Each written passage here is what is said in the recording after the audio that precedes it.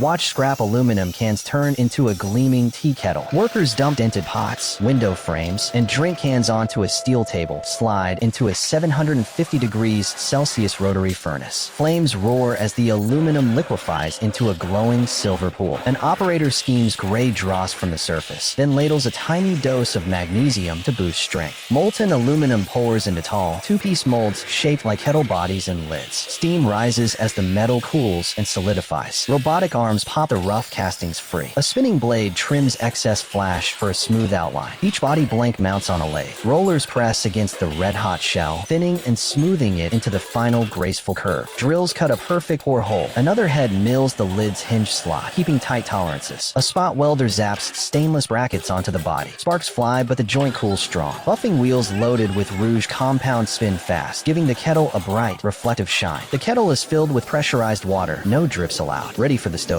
Watch yesterday's plastic trash turn into a strong, stylish chair. Workers dump mountains of used bottles, broken crates, and food tubs onto a slow conveyor, tugging off labels and steel caps by hand. A rotary shredder chews the pieces into coin-sized flakes, which drop through a screen that filters out paper and dirt. A turning screw heats, melts, and squeezes the plastic through a noodle die. A whirling knife chops the strands into uniform pellets. Pellets fall into a ribbon mixer with bright master batch pigment and a dash of UV stabilizer. Blades tumble the mix until color is perfectly even. Robotic arms pour pellets into a 220 degrees Celsius injection press. Molten plastic shoots into a gigantic steel mold shaped like a chair shell, filling every curve and rib. Cold water lines race through the mold walls, dropping the temperature so the chair hardens and can pop out in under 10 seconds. A robotic knife zips around the edges, shaving off thin flashes of excess plastic for a clean profile. Hydraulic rams press 150 kilograms onto the seat. Sit back and enjoy the power of plastic recycling. See how rusty scrap steel becomes the shiny cooking pot on your stove. Trucks tip heaps of dented drums, pipes. Guillotine blades chop long scrap into fist-sized pieces, which tumble through a hot caustic wash that blasts off grease, paint, and rust flakes. The clean chunks drop into a 1600 degrees Celsius arc furnace. Blue arcs flash as the metal liquefies into a bright orange pool. Operators skim off dark slag, then add chromium and nickel pellets, vital for rust-proof, food-safe stainless steel. Hydraulic presses stretch each disc into a tall cup shape in 2 or 3 hits. Special lubricant prevents surface scratches. Rotary knives shave the rim for uniform height, then rollers curl a thick bead around the mouth for extra strength. Robotic spot welders attach stainless handles. Another station spins matching lids and crimps in heat-safe knobs. Pots glide through a 1000 degrees Celsius furnace to relax metal stresses. Dive into an acid bath to remove scale, then meet buffing wheels for a mirror shine. From scrap heat to stovetop, steel recycling keeps your kitchen cooking.